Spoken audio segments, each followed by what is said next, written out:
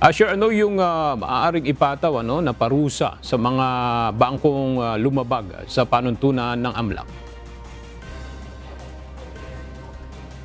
Aga 50,000 hanggang 500,000 kada transaksyon ang maaaring maipataw na multa sa mga kaukulang lokal na bangko na nabigong magsumite ng suspicious transaction report sa mga account sa ilalim ni Alice Guo. Ngunit hindi dapat yan lumagpas ng 10 hanggang 20 milyong piso depende sa sitwasyon. Ito ang sinabi ni Senate Committee on Finance Chairperson Senator Grace Poe.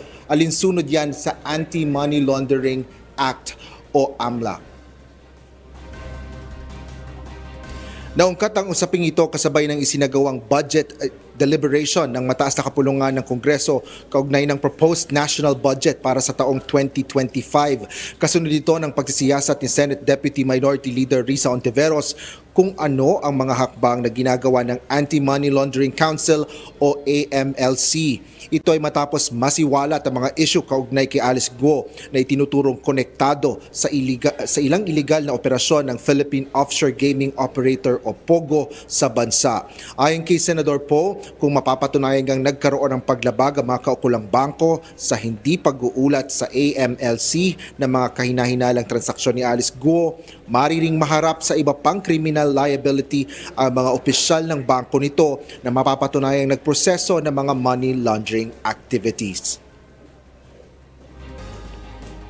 Open the enforcement action proceedings against those banks involved in Alice Guo's case to determine if they have violated the requirement under AMLA to file STRs with the AMLC.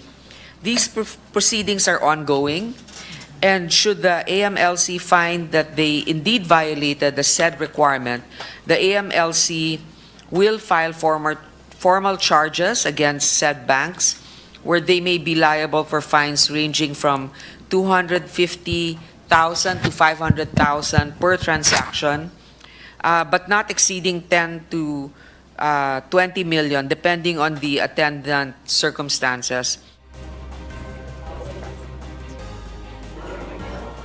Aga binigyan din ni Senador Grace Poe ang pangangailangan sa pag-iwas sa mga naturang kaso. Kabilang na dito ang hinihiling na 2025 budget para naman sa pagkuha ng Artificial Intelligence o AI system ng AMLC na makatutulong sa pagre-reporting ng mga kaduda-dudang mga transaksyon kasunod ng kaso nga ni Alice Guo. Gayun din ay umaasa ang mambabatas na mapaparusahan ng mga mapapatunayang lumabag sa money laundering activities. Yan ang latest dito sa Senado. Balik sa iyo, Aga.